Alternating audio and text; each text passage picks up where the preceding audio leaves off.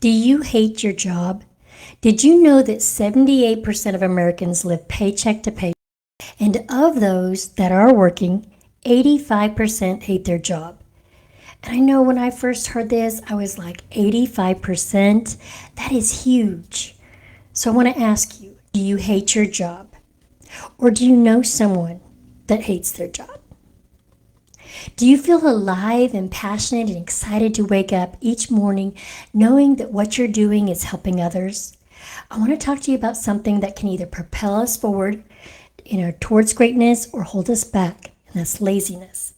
You see, the truth is many of us are sitting on a gold mine of potential, yet we let our own laziness be the very thing that keeps us from breaking free and walking into what we truly were created to do. And now I know laziness doesn't always show up in the way we expect it to. It's not always a matter of not doing anything at all. Sometimes laziness wears the mask of procrastination or distraction. Okay, so we tell ourselves we'll get to it later, but later never seems to come. Or we fill our time with things that don't move us forward, and we wonder why we're stuck in the same place. But listen, God has placed something incredible inside of each of us, a purpose, a call, a gift, and talents that the world desperately needs. But in order for that potential to become a reality, we have to activate it. In the Bible, there's a story about a man named the slothful servant, the one who buried his talent instead of using it. He thought, well, I'm not going to risk failure or disappointment, so I'll just keep it to myself. But in doing so, he missed the chance to multiply it and to use what was given to him to bless others and to grow his own capacity.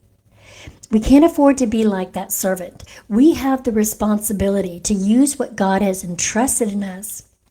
If he has given you an idea, a vision, a skill, it's not to sit on that shelf.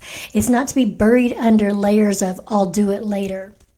It's to be activated and put into motion. But here's the thing. You have to make the choice to stop waiting for that perfect condition. Okay? You can't wait for the time to be right because the right time is now. God has already equipped you. All you have to do is take that first step. And here's the truth. If you're waiting for motivation to strike or the ideal situation to land in your lap, you'll be waiting forever. But when you move and you take action, motivation follows and momentum builds.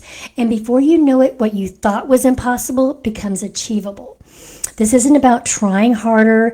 It's about being intentional. It's about saying, today is the day I choose to stop being lazy and start being active in what I've been called to do. This doesn't mean you won't face obstacles. You will. But the difference between those who achieve and those who stagnate is how you handle those obstacles.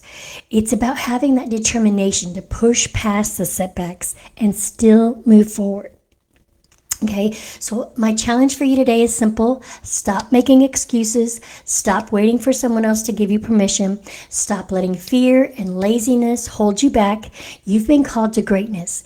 It's time to stop sitting on the sidelines and step into your destiny. Even if you, even if you have to start by taking baby steps. Take that first step out in faith, and God will be there and help you and guide you every step of the way.